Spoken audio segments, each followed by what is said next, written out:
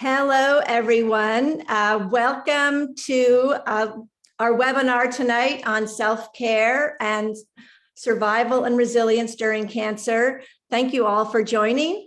I think this will be a very inspiring discussion tonight. I'm very excited for the panelists that we have lined up for you. I think it's a difficult but very, very important topic, and we look forward to discussing it with you. Cargo's hosting this webinar in partnership with the Leukemia and Lymphoma Society, the LLS. This is a charity that supports and funds early stage cancer drug research and also supports families, does educational as well for families with cancer, and is a very important charity to Cargo, and one, as I say, that we've partnered with throughout the year. I'm going to hand it off to our moderator, Jane Lacker. She'll introduce herself and the panelists, and there will be opportunity for Q&A, so make sure to raise your hand if you'd like to ask a question of the panelists. Thank you, Jane.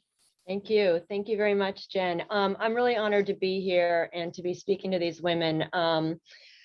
I have a day job, but my love and passion is talking to women and hearing their stories, and then helping facilitate other people to hear their stories, whether it's about career success, family success, and in this case, it's all of the above. We're going to talk today about resilience. Resilience is sort of the word du jour coming out of COVID, but the OGs on this panel have been living and breathing resilience long before COVID, coping with medical challenges while building careers, raising families, being sisters, mothers, daughters. So really, without any further ado, I'd love to introduce everybody on this panel, have them introduce themselves. And we're going to hear from them around, what does resilience mean, specifically as it pertains to the illness, what it means to what people around you can do, your caretakers, family, and friends. And then at the end, we'll also field some questions. So there is a Q&A section in Zoom where you can put questions in, and we'll get to them towards the end. So without further ado, I'm going to turn it over to the panel, and Lisa Torres, who is a longtime friend of mine. Please introduce yourself. Hi, everybody. So excited to be here and honored to be on this panel. Thank you, Jane, for inviting me. I am Lisa Torres. I am president of the multicultural practice at Publicis Media, which is where Jane and I met and worked together for a while. And I am a breast cancer survivor. I am just short of just made 2 years out of treatment and cancer free, God willing, for now. But it's been a journey, and so I'm happy to be able to share some of the things that I've learned along the way and how I've managed around it.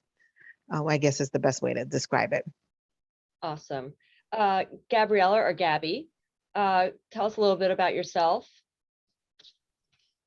Hi, everyone. My name is Gabriella Damasi. I currently work at Mansur Gabrielle, helping them with all things customer service. I am a 3-time cervical cancer fighter and survivor.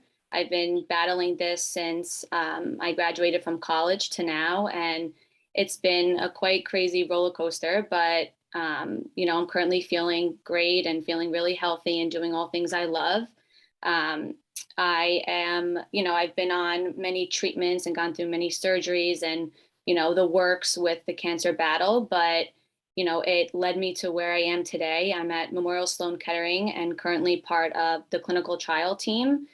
There's such brilliant doctors over there, and I feel so grateful to be a part of that because for the first time in 8 years, we are actually seeing shrinkage with my tumors.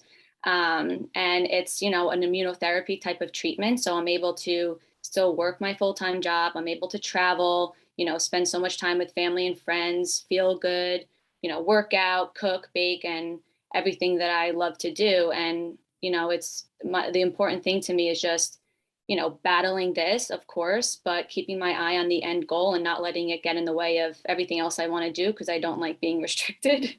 But I'm just so happy and, blessed to be part of this and be able to share my story and hopefully help other people that are out there. Awesome. Thank you. Yolanda, give us your background. Hi, good evening. My name is Yolanda Beaton. I was diagnosed with mantle cell lymphoma in December of 2020 after having a colonoscopy.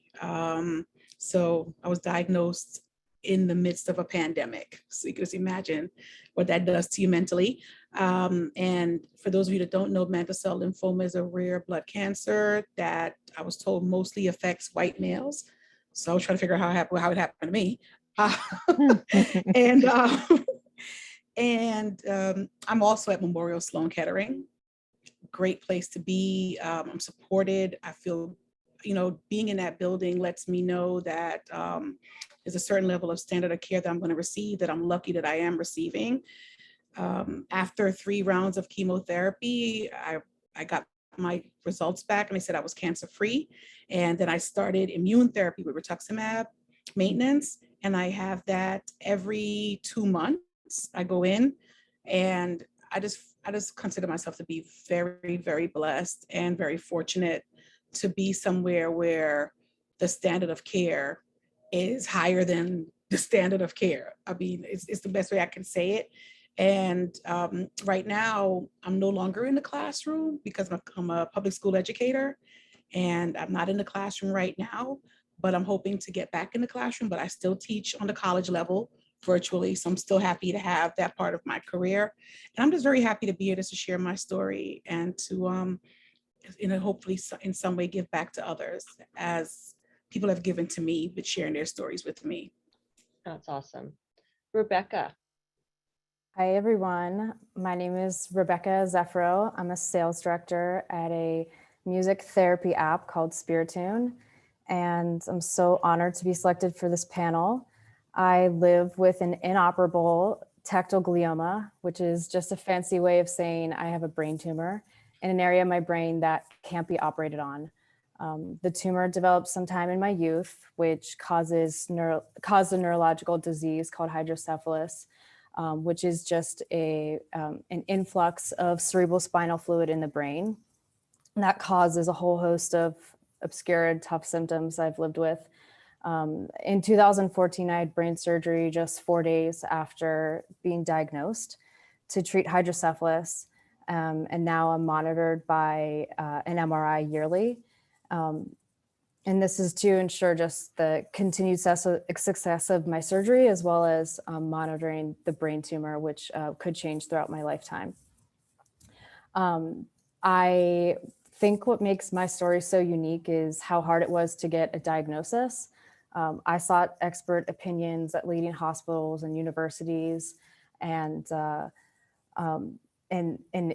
getting to a proper diagnosis took probably over a decade. So during this time in my life, I had to alter my lifestyle, my activities to accommodate the symptoms, and for this brain tumor and neurological disease. It's really hard and has been complex to navigate, but it's taught me to, be kind to myself through self-love practices, which I'm sure we're going to get into, and to share. I'm just honored to share with you guys what resilience has meant for me throughout this whole time. So excited to share this hour with you.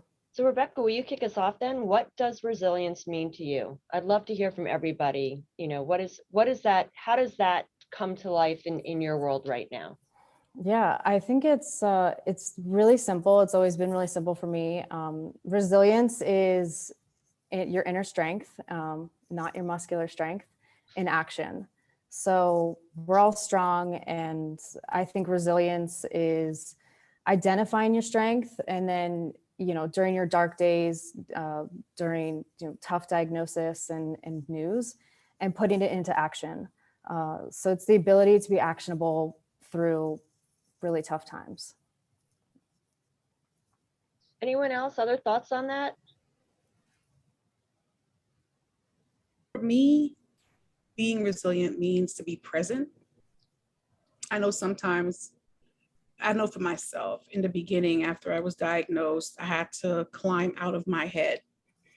I kept asking myself, what did other people do that I know that had cancer do to, that totally changed everything for them? And I realized that they got stuck in their head. And I told myself I couldn't do that. I have to be present every day and enjoy every day. Because if I wasn't present, I could just quickly sink back into that dark place. So for me, being resilient means to fight to be present and to accept things for what they are, but to also understand that my attitude and how I see my diagnosis is what's going to work for me. So for me, it's Yeah. about being present. Yeah, I would agree with that. I copy paste what we both said. I think resiliency is also, there's a saying that says you don't know how strong you are until you have no other choice. And when you're diagnosed with any of these diseases, you kind of don't have another choice because it really does, it's life or death in some cases. And I think that resiliency is being able to pull yourself out. I gave myself one day, I allowed a little bit of a pity party. I looked at myself in the mirror while I cry. I know we all do that. Like you cry, you do that ugly cry and you look in the mirror just to see like how ugly did it get.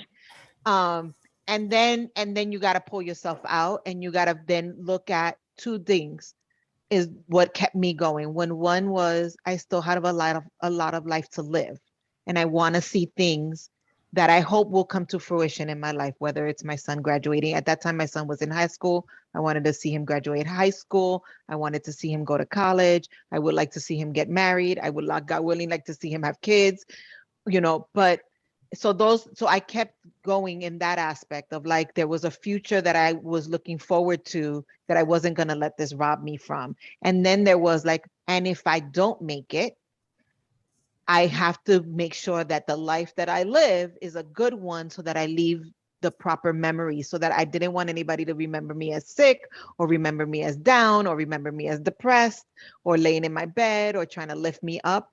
And I think that helped me structure how I was going to manage through the disease. Interesting.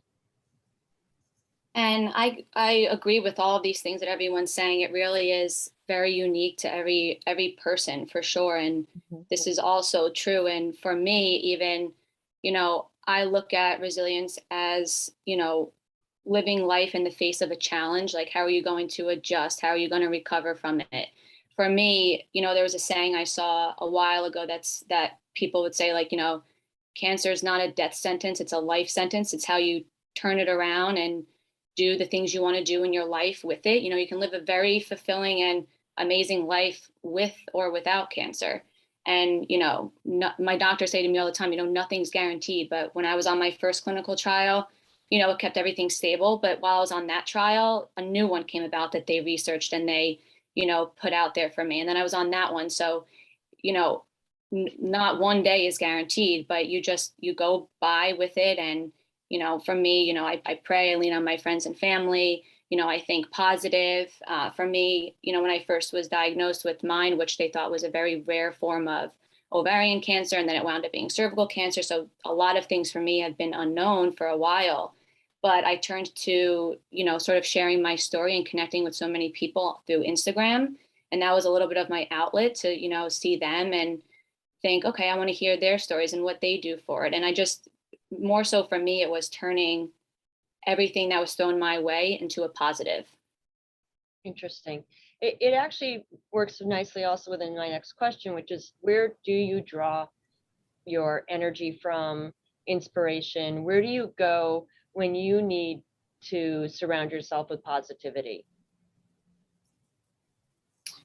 For me, I was going, I do go to Instagram. So I connect with a lot of other cancer patients that are dealing with all different types of cancer, even, caregivers or past survivors or people going through it still.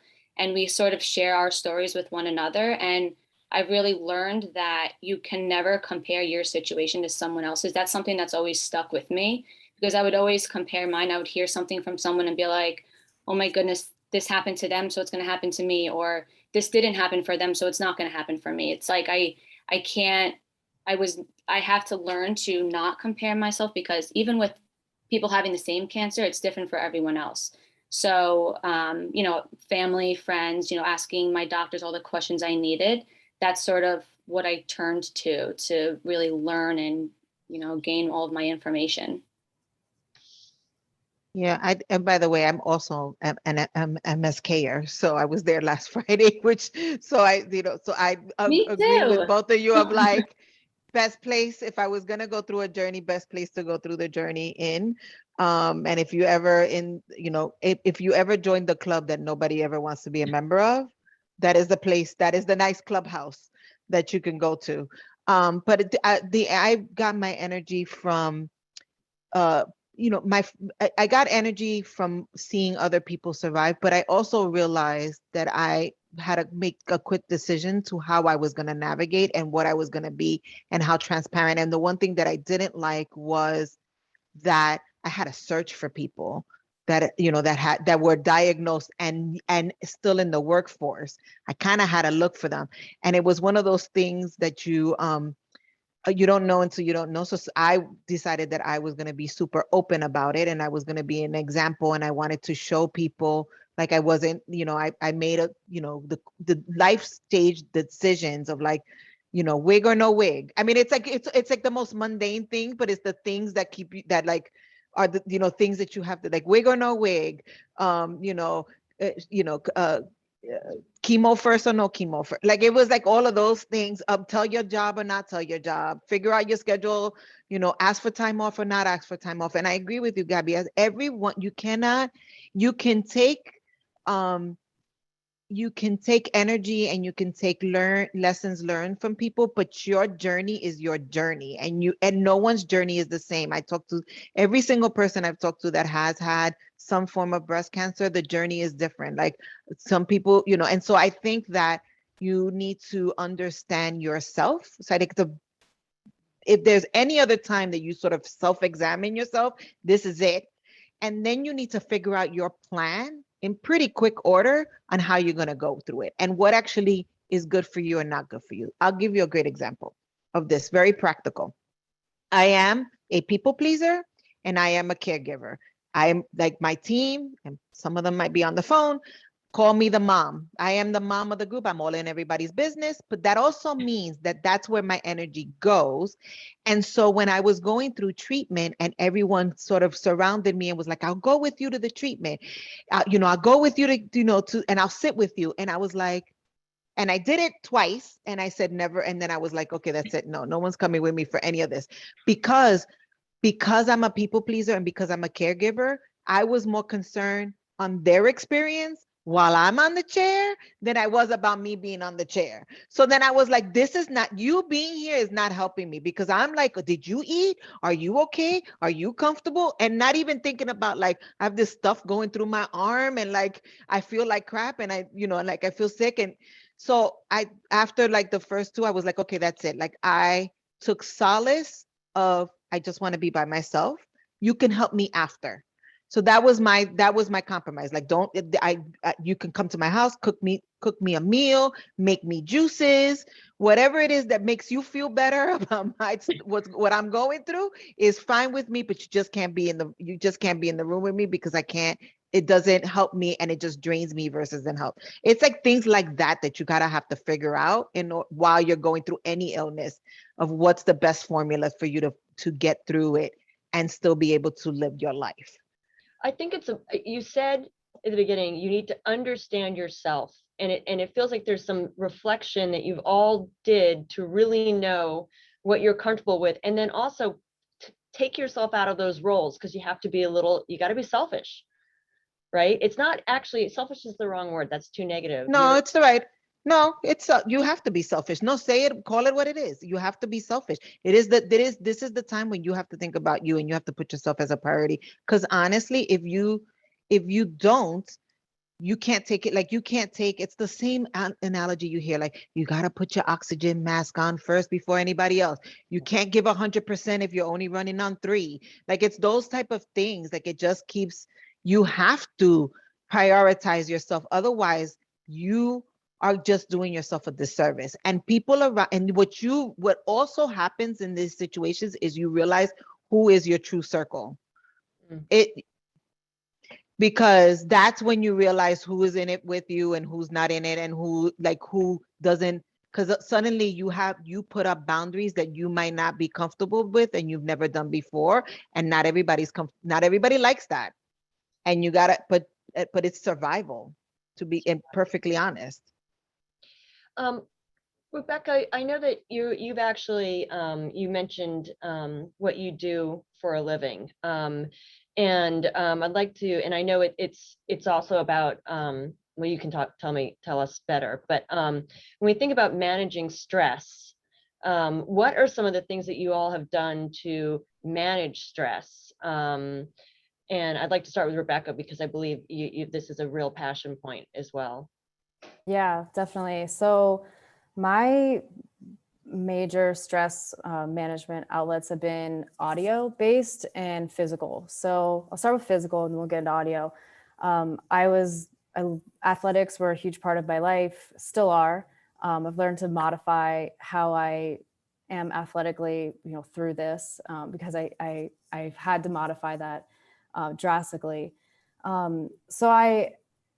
It's a lot of stretching. I still like to work out, and it walks definitely. But getting into audio, I started out, music has always been a big passion of mine, and the connection of athletics and movement to audio is so deep.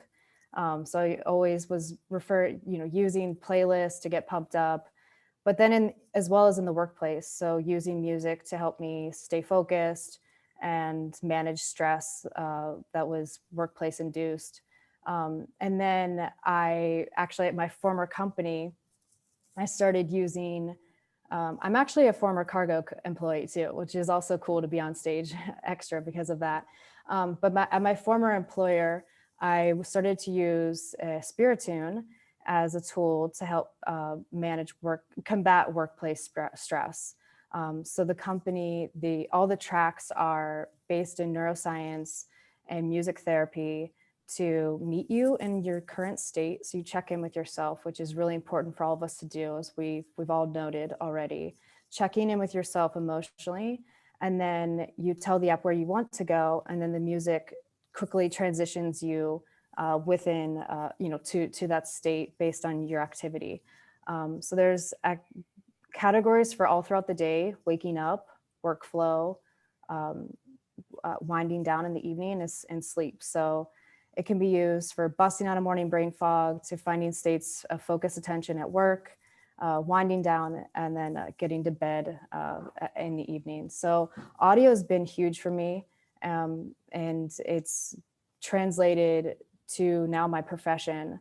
And I'm obviously very passionate about it, but extra passionate about it because of the neuroscience that's based in the music therapy alongside it. So we help consumers and enterprises with workplace stress, but also just stress throughout the day. So awesome. Let's talk a little bit about workplace. And I think, Lisa, you sort of touched on that as well. And I'd love to hear from Yolanda.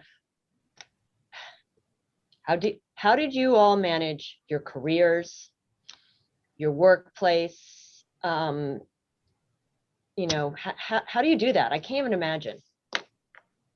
For me, again, if you live in New York City, everything's been on the news about teachers and the whole classroom thing and stuff like that. And for me, it was saying to myself, is this going to benefit me? Truthfully, I dealt with a lot of cancer ignorance on the job, right? Because we all have met that one person that projects their understanding of what cancer is onto you. And they think that everybody who has cancer is going to be the same way, right? And I had to deal with a lot of cancer ignorance. And I realized that the environment that I was in no longer supported the person that I am now. So I started saying no. And I said, I don't have the capacity for this anymore. And this doesn't serve me anymore. It doesn't serve the new person that I am, right? So when it came to work, I took the time that was given to me for me to say, what is it that I really want to do? Right? The decision was made for me because I'm no longer in the physical classroom. I teach online now for college, so I'm no longer in a public school setting. And the decision was made for me. So I decided to take that time to figure out exactly what it is that I wanted to do with my life. And volunteering, awesome, gives me a sense of purpose. And also, what do I want to do with these multitude of degrees that I have now that I'm no longer using in the classroom? And I just have to say to myself, there are different ways to teach people. I don't have to be in the classroom anymore. I could teach people in many different ways. Just because I'm an educator, I don't have to be stuck in a physical room. So for me, this entire experience made me reevaluate my life and how best I can be of service to others. So it may not be like being in the workplace environment, but for me, how else can I share my gifts with others right now? Because again, that decision was made for me. So I'm just, how well does it serve me? Do I want to go back to it? Because cancer allowed me to take the break that clearly my body needed. Gabby, what about you? I know you're in fashion. What has it been like for you, and has it had an impact on career at all? How have your employers been? Truthfully, I feel like I've been very blessed with such amazing companies that I've been with throughout my entire journey.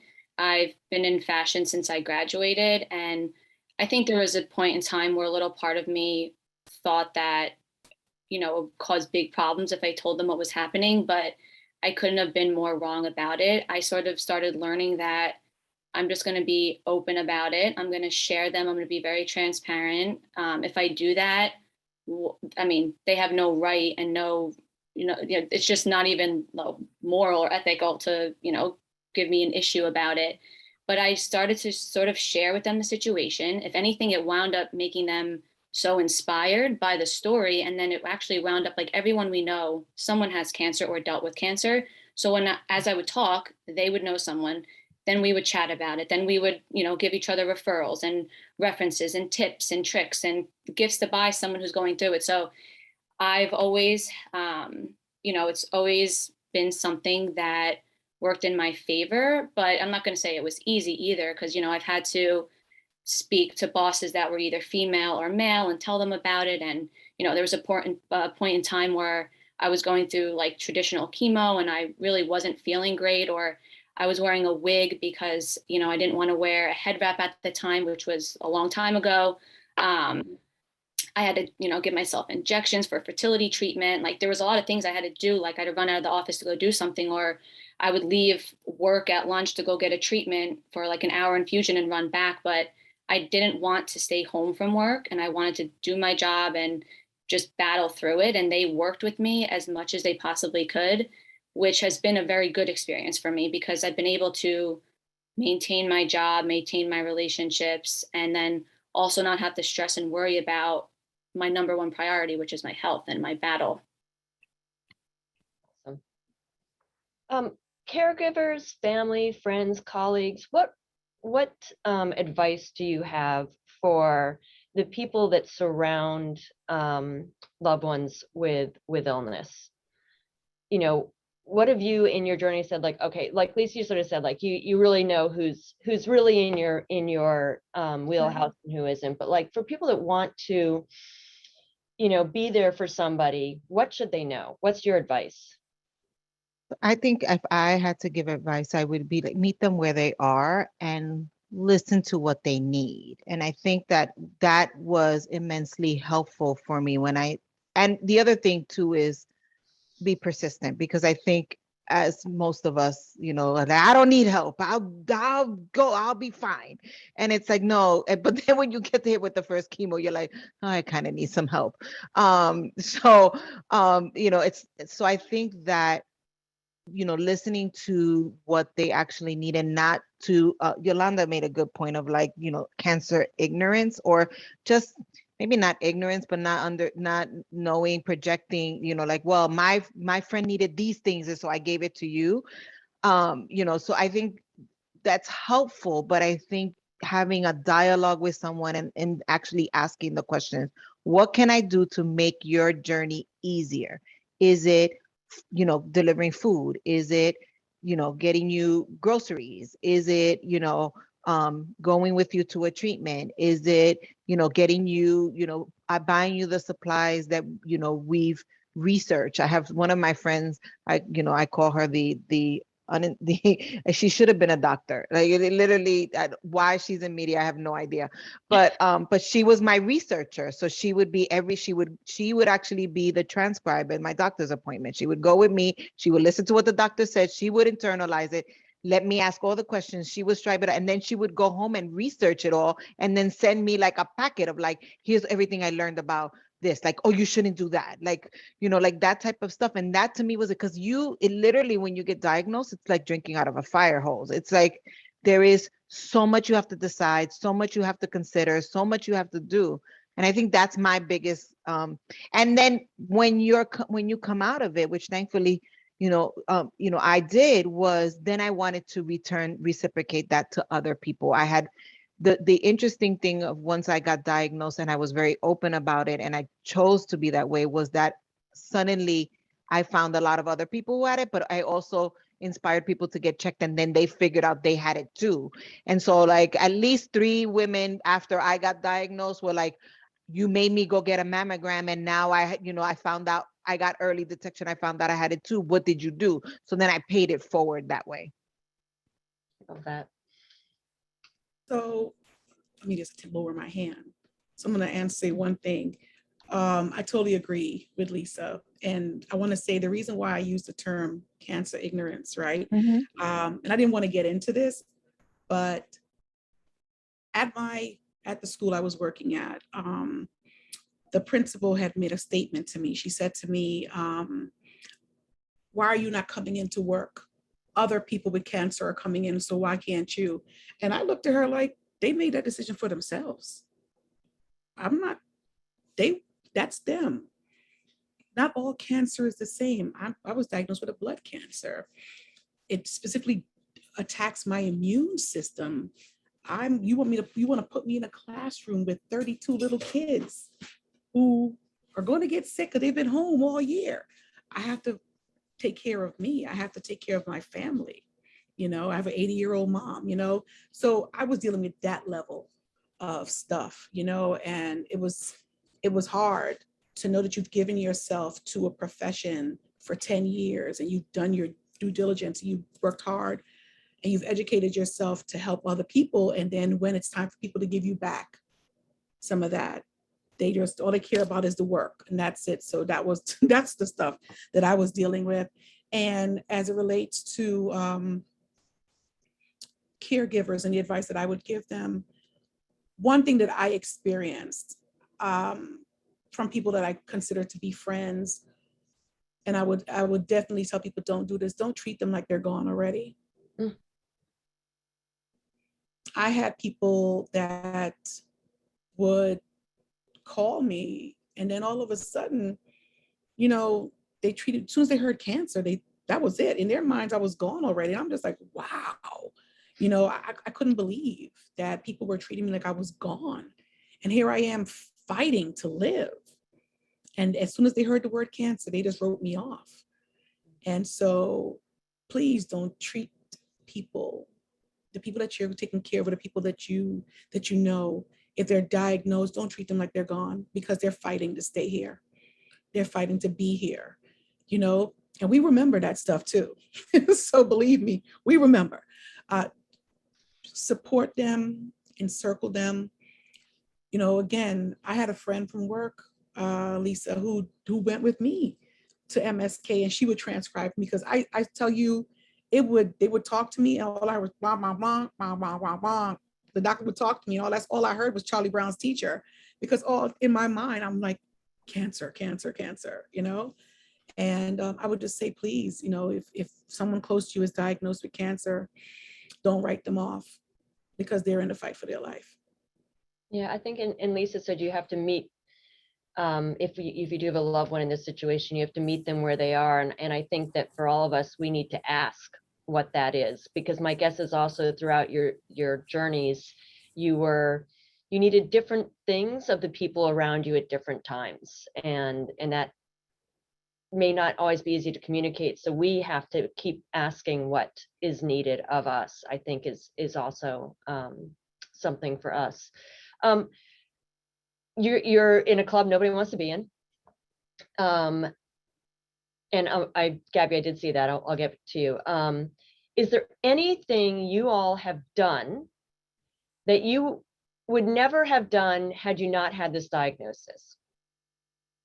And there might not be anything, there might be something you're not willing to share, but is there anything you sort of like, you're just like, you know what, I just didn't give a shit about this anymore. And here's, this allowed me, because I think part of this is also, we want to be able to learn from you and we want to be able to learn. I can start. I actually wasn't planning on sharing this, but I felt so sick prior to my surgery. I was living actually still with my parents. I was in my early 20s. And that was where I felt safe. I didn't feel safe being in a new city. My sisters were in other cities off doing, in their careers. And I was living at home, and because I was just always felt like I was gonna die. Like, honestly, always felt like there was something that was just, I was not, I don't know, like my symptoms were so bizarre. Doctors couldn't translate them into a diagnosis. So I just, was home as my safe place. And so what I did after surgery, I started to feel better, and through recovery, is I moved to New York. So I moved to New York City, and I got into my career, and which is how I found Cargo and got connected to you all tonight. But it's, I definitely wouldn't be on stage tonight had I not gone through this to bring it all full circle. So that's, I definitely would not have been brave enough or even considered a big career in New York. And it led me there.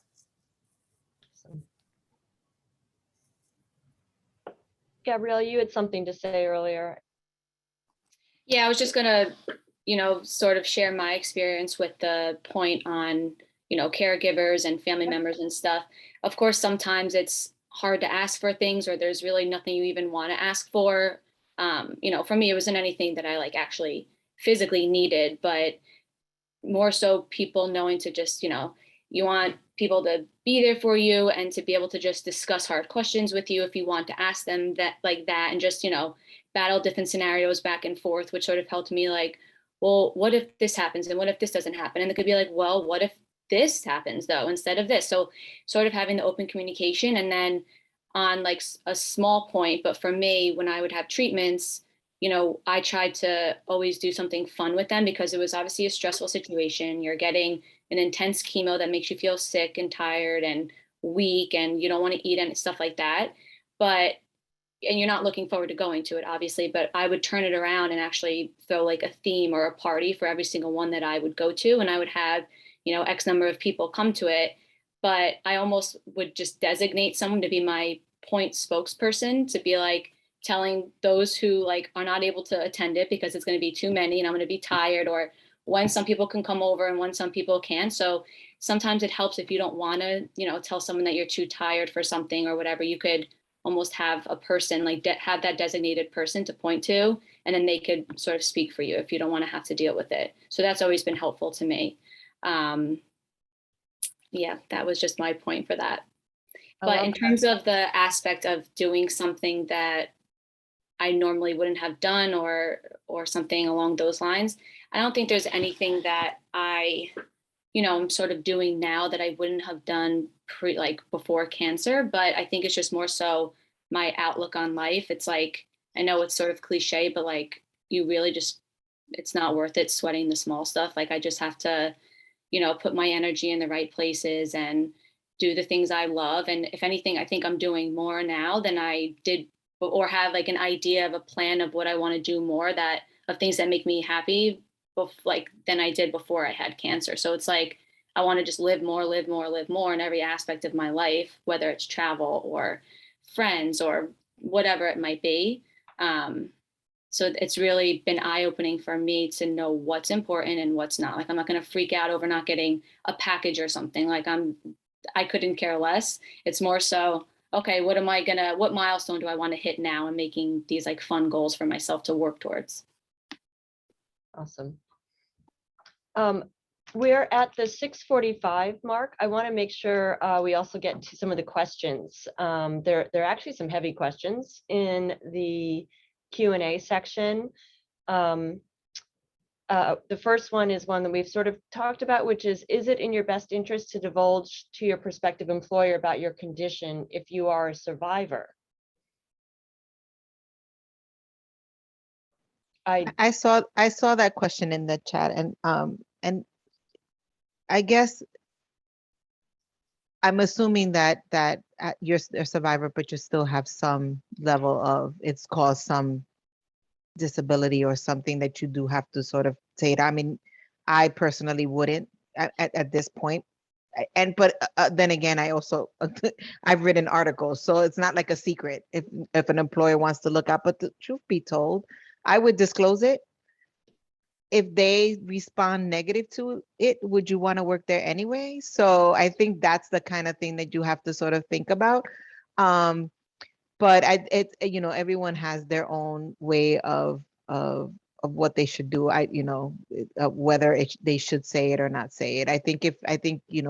I believe in transparency. So if it's going to be something I would divulge it if it meant that because I needed an accommodation, like, I have to go get treatments or like, that type of stuff. But I think that if you can, if that's not the case, then, it's really a personal decision. Yeah, Lisa, Gabby? I agree with you with that, because I mean, I think you should do what you want to do. That's just my personal opinion. I don't know like the legalities behind it, truthfully, but for me, like you said, Lisa, it was more so I shared it because I just knew it would be easier for me to just focus on my health more so than I would focus on my job, because my health is more important than my job, but I love my job. So I wanted to be able to do it properly and correctly, and then not think like, why is she gone for an hour and a half for lunch? Like, so I would just tell them, listen, I have to go to my treatment, but I'll be logged on my phone there. When I get back, I'll do X, Y, and Z. So it was just easier for me to be able to do my job properly and have the weight lifted off my shoulders when I had to step out or take a doctor's call or, do whatever it might have been. Great answers. There's another question, and I think this is a really important one, as you all know, which is any tips around advocating for yourself with doctors and medical team? I'd love to answer. Do it. I'd love to answer that one. So I know for me, being a Black woman, we have, I don't know if you've read all the stories and all the things that many people go through, of people of color that they go through when they go to the doctor's office, that Black women are most likely to die in childbirth, these type of studies, right? So for me, it was very important to advocate for myself by educating myself in what I was diagnosed with. Not only in what I was diagnosed with, but treatment not only here in America, but treatment abroad, treatment in Israel, treatment in Germany, treatment in Australia. I went back like 20 years to see how treatment has evolved for what I was diagnosed with. So when I walked into the office, I was armed with information. And I specifically remember talking to my team, and they looked at me, they were like, oh, you read oncology journals? And I was like, yes, I do. So if you're throwing salvage treatment at me, I'm gonna know. I want frontline treatment, right? And so I had this one doctor, he came in the room and he was very arrogant. He was the one and only arrogant doctor I've ever met at MSK. And he came in the room and I'm talking to him, and he made this comment. He said, I hate when patients Google. And I turned to say something to him, and the nurse was like, wait. She goes, this patient doesn't Google. She actually reads oncology journals, give her a chance. And we started having a conversation. And he says, okay. And then he started to answer my questions. And the only reason that he was answering my questions was because I was armed with information. And you're going to encounter doctors like that they just see past you, right? All they know is what they know, and that's it. They see right past you, and that's it. So you have to arm yourself with the knowledge of what you were diagnosed with and the treatment options for yourself so you can make the best decisions. Because it even came down to treatment for me where I had to choose between having a stem cell transplant and having and going on rituximab. And I had to look at the information, and I said to them, have all the studies about how the treatment works have been done on white males? Because I'm a Black woman, so I want to know how it's going to affect me. And honestly, they went looking for information for me on how it affects Black women, just so I could feel comfortable before taking treatment. So you really have to educate yourself in your diagnosis, treatment options, just to make the best decision for you. And sometimes you're going to deal with some doctors that, have these complexes, and it's best to be armed in that way. Yeah, I mean, even like the three of us have been in MSK, and it's well renowned, and we all appreciate being there. But I changed doctors like 3 times for that same reason. And I researched every doctor, and I researched things that were both their competency in treating what I had, but also what they were like as a human. So I looked at the reviews, like terrible bedside manners, like that type of stuff, the things that like I wasn't looking for a friend, but I was looking for someone who was educated and really could give me the proper, advice and treatment, but also had a bedside manner that I wouldn't want to punch them in the face, essentially. So, it is what it is. But so it's like that type of things. You still have to look, you cannot rely on them all solely. You do have to, even if you're in the best center for fighting cancer, you still have to look it up, research, do things. And if you're not good at that, find somebody who is. And I think that's why I was very fortunate with my BFF to be that she was good at that. So she compensated for the gap that I had in terms of not maybe understanding everything the doctor said, or like contemplating the treatments. Like she did the pros and cons list for me, like that type of stuff. So I think but you can't just go by what they say. And I also agree, you have to be comfortable with the doctor. I had the same thing, Yolanda. I had a doctor ask me if I wanted reconstruction surgery, and I said no. And then he looked and he was like, well, what do your husband think? And I was like, A, I'm single. B, don't give a shit if he wanted it or not. Like, could care less. So, but it's those type of things that you that do, even at MSK, show up, and then I was like, new doctor, thank you very much. So, it's like that. You just have to, it's terrible that you're going through something like that, and you still have to have that level of spiciness to yourself, but you have to like stick up for yourself. The other thing I will tell you is what I learned in this very, very astutely, and I will never forget, I will never neglect my health again. I was married, I have a child, I have fur babies, I have a team that I take care of, and I always put myself 3rd, 4th, 5th place, and I skipped doctor's appointments, and I would skip mammograms and all of that stuff. And had I not stopped, and this is the grace of God who stopped me and said, you felt something, you should go to the doctor, call them. And then I was like, maybe I'll just go later. No, don't go later. You need to go now. And I was already at stage 2. It was already in my lymph nodes. And if I would have kept on the way I was going, because, career orientated, trying to navigate life, I would have been in some serious trouble. And I might have not been able to come out of the other side as good as I did. So do not neglect your health. Go to every doctor's appointment. Do not reschedule them. You have to make sure that you're okay. Great advice. And I would say that given that you all have spent quite a few hours at doctor's offices, it has not impacted your careers. So take the go to the mammogram. It's an hour. It's not going to derail a career. I think as women, we get very caught up in delivering, and we do neglect ourselves. Yeah, I'm gonna say something real controversial in this thing. If you are, unless you own the company, it is just a job. They will replace It you is- in a minute. It is just a job. I mean, I love my job. I love Publicis, don't get me wrong, and they were great to me. Wow, and they're still great to me, and I love them, and they have my loyalty, and I'm not going anywhere, and so they know that. But it is still just a job. I do not own this company, but I own my life, so you got to think about it that way. Unless you're an entrepreneur, and then that's a whole different scenario, because then you do own your company. But otherwise, this is just a job. It's good advice. We have 7 minutes left. There's a question about how open are you, for the moms, how open were you with your children? And I would say it's not just moms, like how open were you with loved ones, boyfriends, husbands, children? I was very Toughest open. conversation. Me too, but toughest conversation I ever had to Yeah. have. I was very open with my daughter. I have a 14-year-old. She was leaving middle school, going into high school, and she's transitioning while I was transitioning. So it was it was a lot, but I had to be open with her.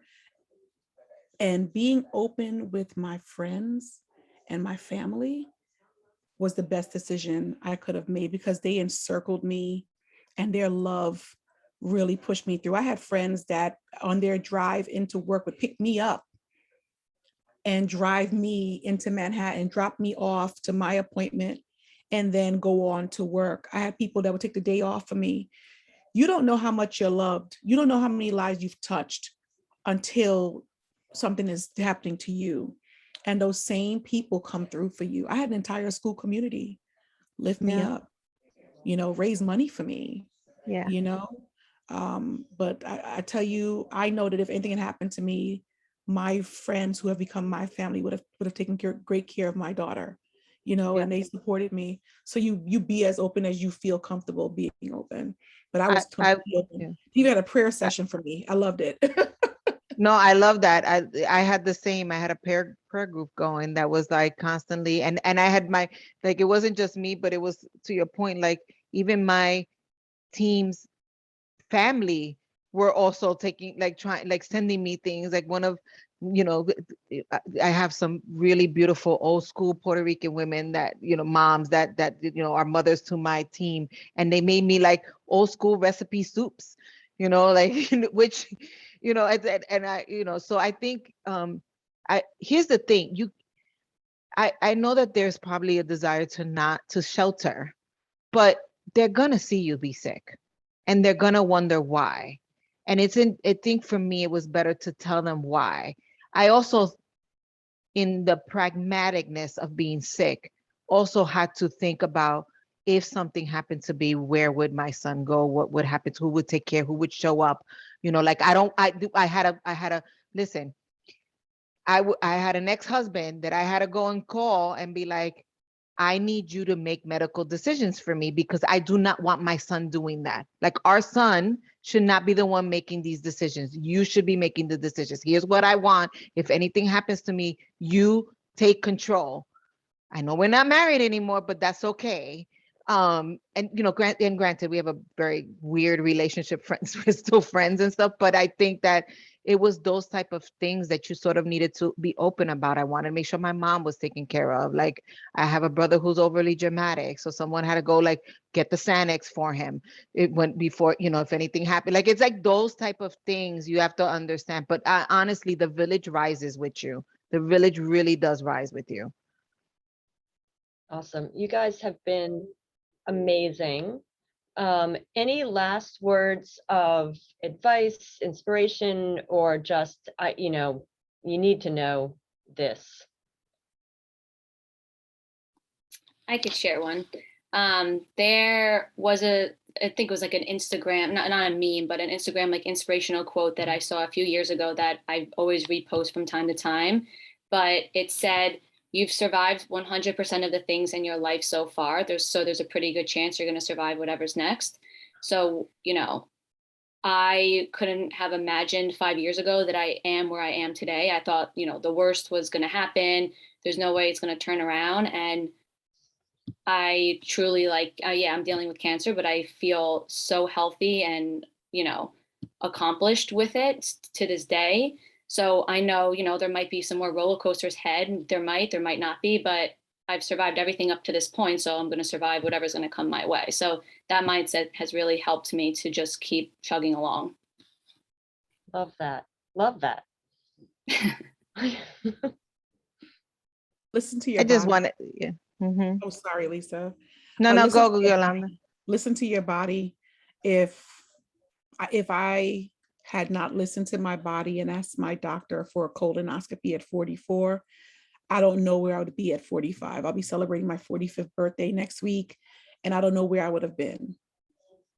So I say, listen to your body. Your body's going to tell you what's going on with it. Listen to it and do what needs to be done. I was just gonna say, listen to Gabby, follow her on Instagram, because honestly, her advice was great. I was like, yep, right. Don't sweat the small stuff. It's so Rebecca, I relatable. think it's so relatable. And I think, but also Rebecca, your thing about music, it resonated with me so much, because I literally, the first thing I did was create a playlist, and I had a playlist and, of like songs that were just, fighter songs and all that stuff. And I got to tell you, every time I thought any little thing came up, Mary J. Blige used to, help me through. I'd be like, no more drama, no drama. So I think that, and I think that's, have your pity party. You grieve what has happened to you, and grieve the person that is exiting the stage right now, because you do emerge as a different person. Grieve her, ugly cry in front of the mirror, but then pull yourself out. There are so many examples of people who are surviving and thriving. Do not keep it a secret.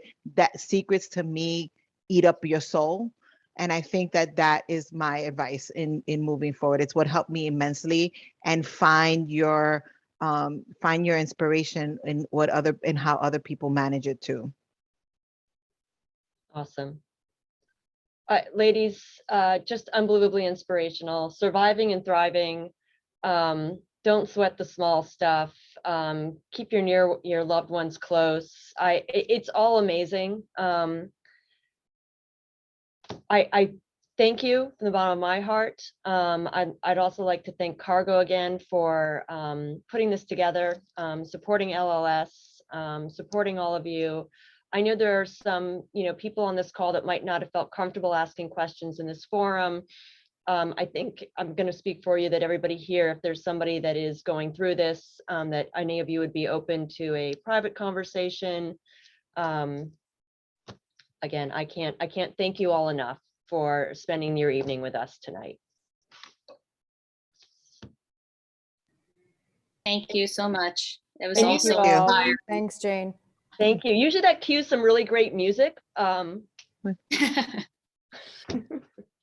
would really should, right, exactly. But I am thankful for this panel, and I'm so glad I connected with the three of you. This is the sisterhood, again, club you never wanted to be part of, but so glad you are when you meet such amazing women who are I fangirl over all three of you. Likewise, Lisa. We love you too, Lisa. Yeah. Amen to that. Now we just have to follow each other on Instagram. Seriously. Definitely. Thank you all. Have a great week. And good night. Good night. Thanks, Good night. Jane. Thank you. Bye. Bye, everyone. Bye, everyone.